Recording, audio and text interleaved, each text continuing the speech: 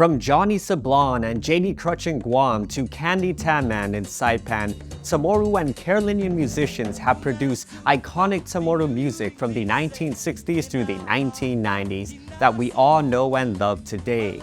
While some may say that this isn't real Chamorro music because it doesn't conform to their modern expectations of what indigenous Chamorro music ought to sound like, as the vast majority of Chamorro music from this time was produced in Western styles introduced in the 20th century, the practice of basing Chamorro songs on foreign melodies is deeply rooted in Chamorro history and tradition that predates World War II.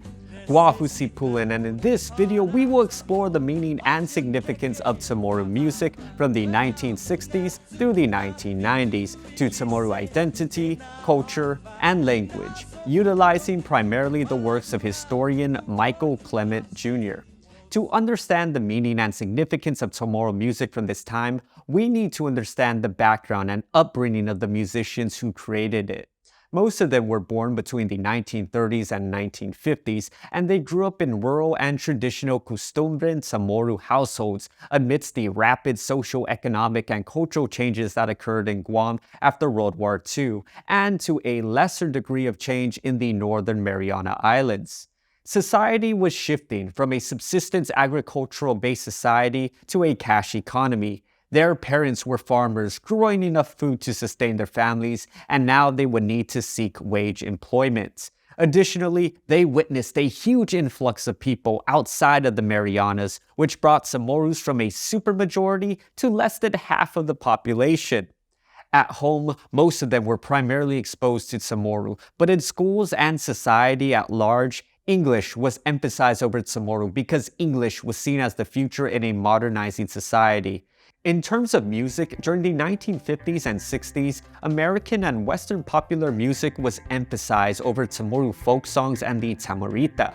The only radio stations in Guam and the Northern Mariana Islands played mostly Western and American music. Chamorro music was viewed as outdated and more for the elderly or those from rural areas. As a result, the vast majority of bands that formed during this time, such as the Cascales and Shamrocks, performed almost exclusively Western pop music entirely in English. It is no exaggeration to say that the biggest musical influence for young Chamorros at this time was Elvis Presley.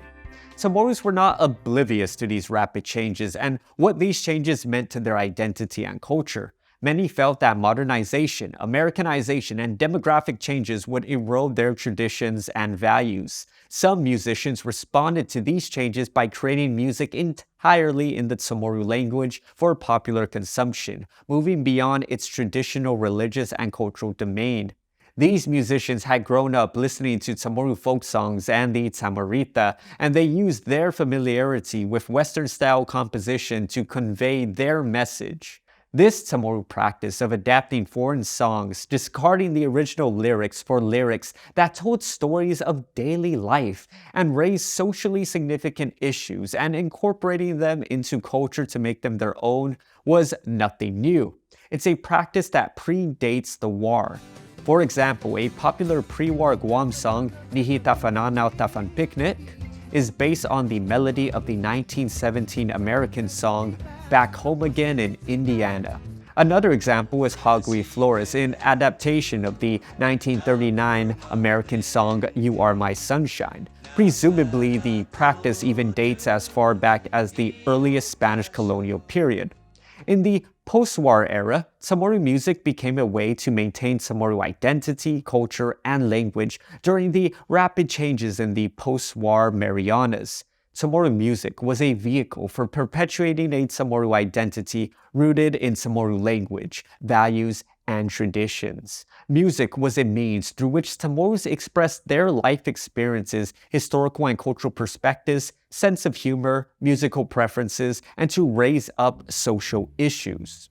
One of the few early Chamorro groups to sing in Chamorro, in contrast to other local groups who sang almost exclusively in English, was the Charfros brothers.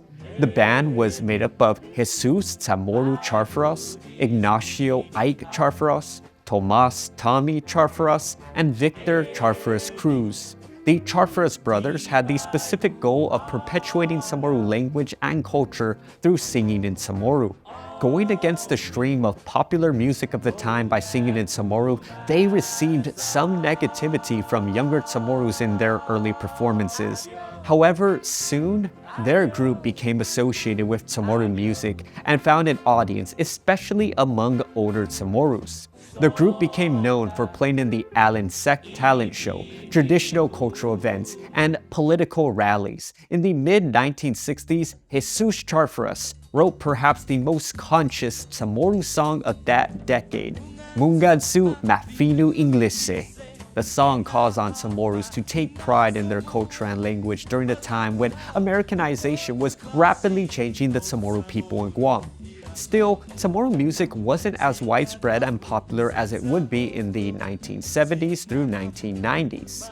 What fundamentally changed the role of Chamorro music in society and drove the popularity of Chamorro music was Johnny Sablan's series of 4 Chamorro albums released from 1968 through 1971. Uniquely positioned in California as an already successful singer, he experienced an epiphany about Chamorro music when he was asked to feature a Guamese or Guam Nights of Music for his college's international club. Not really knowing much about Chamorro music, he made it his mission to record and recreate the music of his homeland that he heard growing up. He produced original songs with the pre-war musical sound in mind and collected songs from older Chamorros such as Jesus Charteris, Clotilde Good, Fred de la Cruz, and Rocky Matanotia, to name a few. From their mentorship and collaboration, Johnny Sablan created a series of albums composed almost entirely of traditional and original songs sung in the Chamorro language, which never had been done before. While there were, of course, recordings of Chamorro songs before Sablan, these were homemade and not mass-produced in modern album form for popular consumption. Sablan's albums offered an important role in preserving history, offering a glimpse into the past by featuring renditions of pre-war traditional Chamorro songs that detailed the experiences of Chamorros who lived in an earlier time when traditional Kustumbre and Chamorro culture was the norm of society. For example, in his first album, Dalai Neni, released in 1968, the songs Puti'on and Nobia were medleys of traditional Chamorro wedding songs. Papa Sombren Mapagahis and Estaguidzanzu Neni were older love songs that offer insights into the worldview of Chamorros of earlier eras. For example, Estaguidzanzu Neni featured the line Tizamutsu sa Atilung, "You don't like me because I am black," which reflected the colorism that existed in earlier eras, such as the distinction between lighter-skinned mestiza Chamorros and darker rural ranchers. Many traditional folk songs that Sablan recorded would likely have been lost to time if not for his efforts to preserve them through his music. Sablan's albums also function as social commentary and a mirror reflecting the experiences and issues that his generation faced, such as connecting to their pre-colonial indigenous Chamorro identity, the Chamorro outmigration, and the Vietnam War. Sablan's desire to connect with his indigenous pre-colonial past was evident in his 1970 album, My Chamorrans. On the album cover, he stood shirtless and barefoot on top of a latte stone, demonstrating awareness and a desire to embrace his pre-colonial indigenous heritage. The album honored the rapidly disappearing Samarita tradition with the song titled Angumupu Si Paluma, which was a popular Samarita intro phrase. The album also included Jesus Charteris' song Mungadsu Mafinu Inglese, to signify Sablan's desire for Chamorros to take pride in their heritage. In his 1969 album, My Marianas, the song Dia Cada Dia described the experiences of Chamorros leaving the island for California, expecting paradise, but instead found the daily struggles of life away from home. There were songs that addressed experiences of Chamorros in Vietnam, which was a major experience for his generation. Adios Querida was written by Clotilde Good, and it was based on the pre-war song Historian Mu Marino. While the original song was describing a pre-war Chamorro leaving to join the US Navy, the adaptation, Adios Querida, described a Chamorro leaving for Vietnam. In 1969, Sablan participated in Guam Governor Carlos Camacho's Vietnam tour to visit Chamorro soldiers in Vietnam. Inspired by his trip, Sablan wrote the song Christmas Odyssey in Vietnam about the fear and the hardship of Chamorro soldiers being away from loved ones.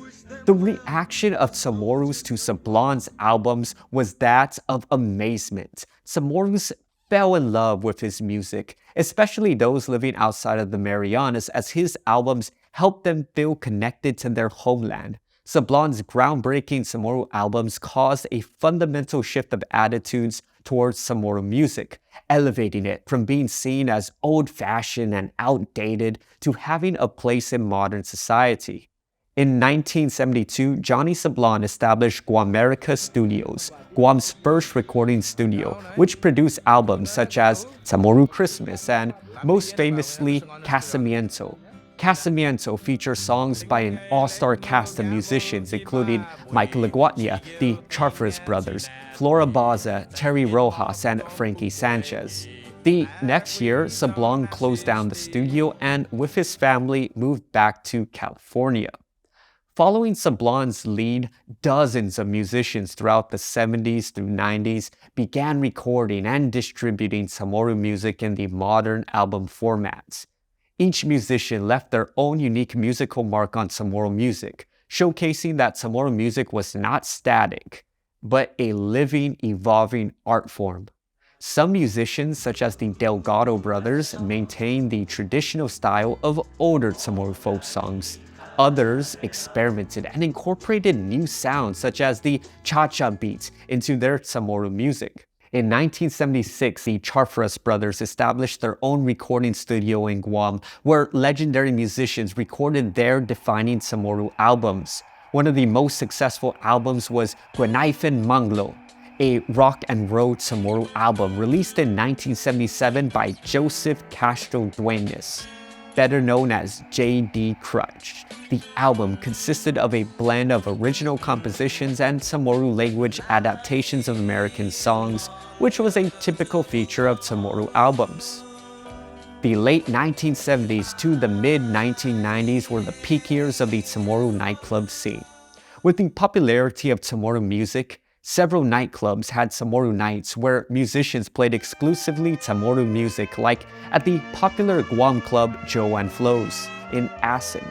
Exciting new developments would transpire in the club scene, such as the emergence of a new Chamorro music sound, which was popularized by musicians like Joe Taimanglo, a musician at Joe and Flo's. With support from the club owner Franklin Gutierrez, Taimanglo recorded 2 albums in 1975 and 1976 in the Philippines, showcasing the sound that had become a hit at the nightclub.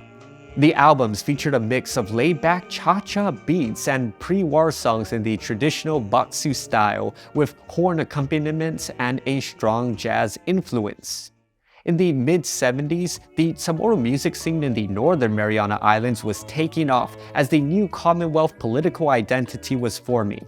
The Northern Mariana Islands was transitioning from parts of a trust territory to a United States Commonwealth of the Northern Mariana Islands, or CNMI. Many felt that the potential changes of modernization and Americanization that came with the new political status would erode traditional Chamorro and Carolinian culture and language. Wanting to maintain the island's indigenous heritage, in 1976, Saipanese musicians Candido Candy Taman, of both Chamorro and Carolinian descent, and Francisco Frank Bukongo Pangilinan, changed the identity of their band from playing many American and Western songs in English to playing almost entirely in the Chamorro and Carolinian languages. They formalized the change in their musical identity by renaming their band from Local Breed to Tropic Set, and created many Chamorro songs, especially in the cha-cha style, based on adaptations of traditional Chamorro folk songs, of country songs that Saipanese had grown up hearing, and of modern popular songs. Their songs were filled with messages that inspired pride in their indigenous culture that helped define the identity of the Commonwealth. For example, the song Commonwealth from their 1980 album Palazan Riku was based on the American folk song The Old Folks at Home. The song Commonwealth highlighted the changes the islands were undergoing, with children being taught in school to speak English and eat American food, and farmers abandoning their ranches to work for the government. The song urged listeners to protect their culture and reminds them that the Marianas is their land. Another Saipanese musician desiring to perpetuate pride in their indigenous culture of the Commonwealth was Alexandru Colonel Sablan. Sablan and his cousin Joe Cabrera formed the band Primu Marianas and released their groundbreaking album in 1979. The album contained songs like Manmangisia I Natibu, which instilled a sense of nationalism and pride in the Commonwealth. The song reflected the reality that as islanders left the Marianas for new opportunities elsewhere, they needed to hold on to their cultural identity. Other Northern Mariana Islanders would follow in the footsteps of Taman and Sablan and record Chamorro music. During the 1980s, many CNMI musicians ended up living, recording albums, and performing in Guam. The Commonwealth, Afetnas, Primu Marianas, the Remetao, and Max and Alex were some of the bands that gained popularity among Guam audiences. Moreover, CNMI and Guam musicians often collaborated and formed lasting friendships. While Guam and the Northern Mariana Islands were not united politically, they were united through a shared musical identity. The 1980s was also the time that Chamorro-style cha-cha music became tremendously popular at Chamorro fiestas and celebratory events. Musicians began including cha-cha songs in their albums, and Chamorros embraced cha-cha as the most important traditional music of festive events. At the turn of the decade in 1990, the largest Chamorro concert at the time was held, called Guput Chamorro. 27 groups performed. Headlining the events were Johnny Sablan, Flora Baza, and JD Crutch, with Jesus Chamorro Charfaras providing a comedy routine. This was perhaps the pinnacle of the golden era of Chamorro music. Without the extraordinary contributions of musicians such as Jesus Chamorro, Johnny Sablan, Rocky Matanonia, Mike Leguatnia, Flora Baza, JD Crutch, Candy Taman, Alexandro Sablan, and so many others who I didn't mention due to time limitations, Chamorro music, language, and culture would not be the same as it is today, where Chamorro music has solidified its place on radio stations, fiestas, and celebratory events. Chamorro music would continue to thrive until the late 1990s, where a decline of Chamorro music became apparent. By the 2000s, there was a clear decline in the amount of new Chamorro music being released for a number of reasons. The generation of musicians that drove Chamorro music from the 1960s to the 1990s was aging and passing away.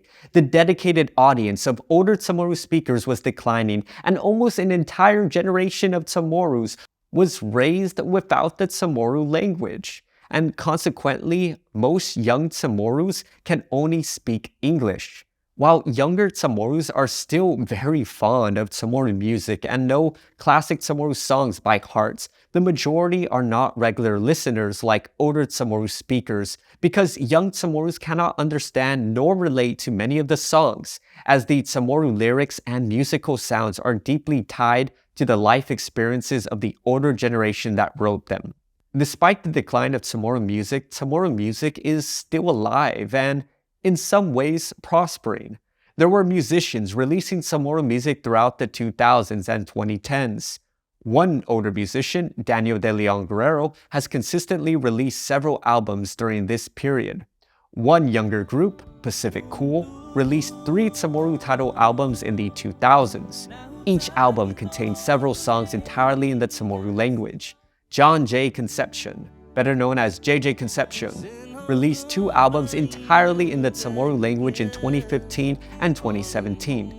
In the 2010s, the proliferation of high-speed internet service has renewed Chamorro music, allowing it to reach a wider audience more easily than ever in the past. For example, Dandan Marianas on the video sharing social media platform YouTube has showcased Chamorro music worldwide through their video recordings of musicians, both young and old, performing classic and modern Chamorro songs. There are even musicians in my generation that are releasing new Chamorro music. My contemporary Joe Garrido, also known as Chamorro, is one such artist. On November 30th, 2019, at 24 years old, Garrido released an original album entirely in the Chamorro language titled La La La Ifinota, Our Language is Living.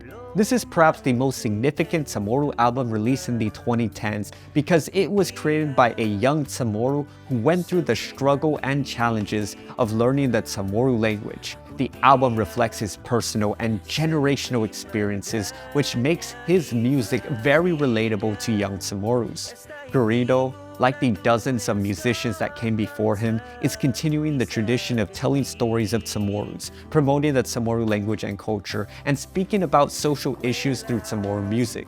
While the future of Chamorro music is ultimately unknown, I am optimistic that the Chamorro musical tradition will continue on as a new generation of musicians take up the mantle. If you liked and enjoyed the video, consider supporting me on Patreon so I can continue to produce more Pacific Studies content.